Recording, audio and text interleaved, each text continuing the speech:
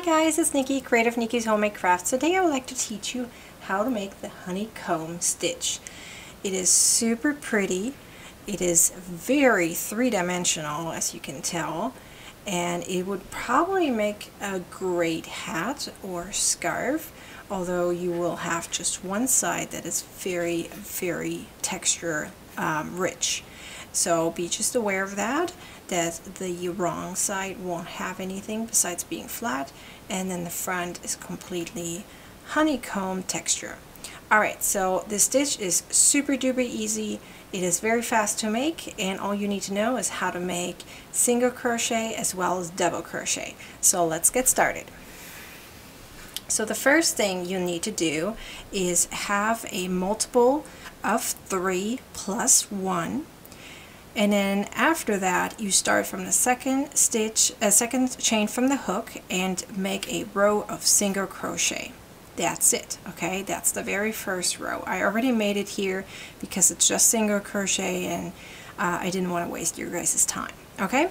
So then in the second row, you chain 1, and then you're going to do 2 single crochets, so 1 in each stitch. And now we're going to make that cluster, and the cluster is made with 5 double crochets. So it is actually a 5 double crochet together. So you're combining 5 double crochet. So let me show you what that means. They're all going in the same stitch. So you're starting a double crochet, but you're not finishing it, and you're doing that 5 times. So it's 5 pretty much half finished double crochets, okay? And you continue on. If you don't want to count, you just need to make sure you have in the end 6 loops on your hook, okay, just like that, and then you yarn over and pull through all 6 loops. That is a 5 double crochet together stitch or a cluster. Then you're going to do 1 single crochet in the next, or 1 single crochet in the next 2 stitches, 1, 2, and then now you're going to repeat that cluster. So 5 double crochets together. 4, 5. To make sure you're doing it right, you have 6 loops on your hook in the end. Yarn over and pull through all 6. Then 1, 2 single crochets, and that cluster again. So just going to keep on going until the end of the row. So see, it's very easy to do.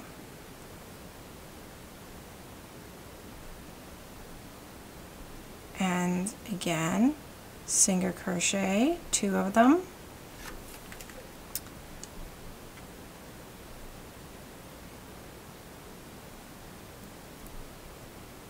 Oops.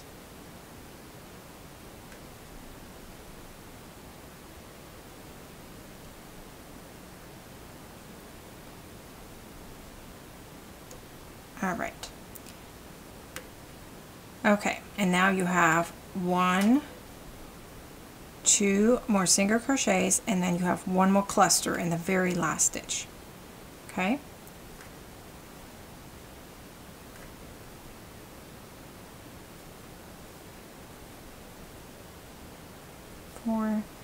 And 5 all together, chain 1 and turn, and now you're going to work your way back all single crochets, 1 row of that.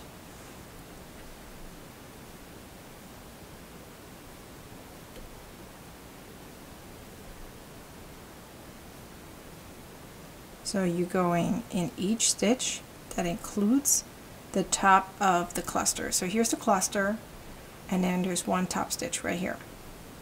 So be sure to go in the right one.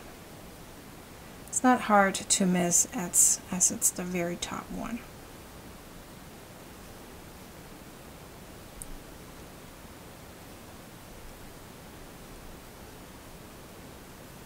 Alright, then you chain 1 and turn, and now we're going to do a slight shift so that we can go in between. So we want now a cluster in between those clustered, just a little higher up. So in order to do that, you're going to start with a cluster this time. So just remember, in the very first time you did those, we did 2 single crochets and then the cluster, and now here we're starting with the cluster. And it's still just 1 single crochet and 1 chain in the front. So start right away with a cluster.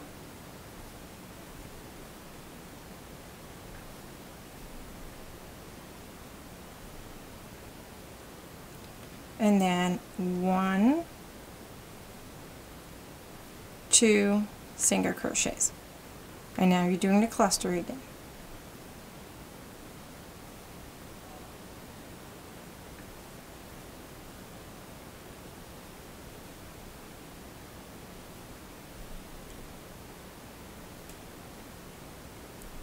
One, 2 single crochets and the cluster again. It's very easy. You just keep on going. I need some more yarn.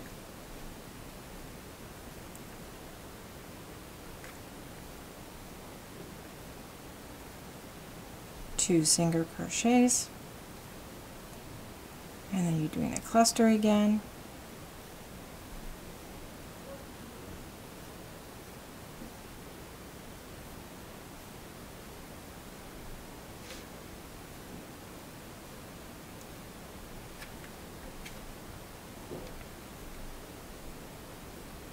And then when you reach the end of the row, you're just going to repeat those 4 rows. I'll show you in a second what I mean by that. 1 and 2. Okay, so chain 1 and turn. So now in the very first row, let me kind of put it down so you see it. In the very first row we did 1 row of single crochet, so you're going to repeat that then. And then afterwards you're going to do the row with the clusters, the one where you start with 2 single crochets, then a cluster, 2 single crochets, cluster, and so forth. Then you do chain 1 and turn, just single crochets, and then the 4th row will be chain 1 and start with a cluster. Then 2 single crochets, clusters, 2 single crochets, cluster, and so forth. And those 4 rows are the ones you keep repeating over and over again until you reach your effect or whatever, finished your project, whatever you need to do. This will be also an ideal washcloth because it's kind of texturized on one side, so you just fold it over and you have a little area where you can put your hand in, and then you can have a little washcloth.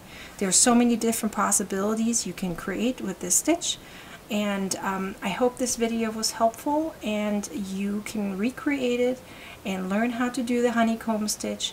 Please be sure to like, comment, and share this video, and of course subscribe to my YouTube channel and hit that subscribe button right below. Thanks for watching, you guys. Bye.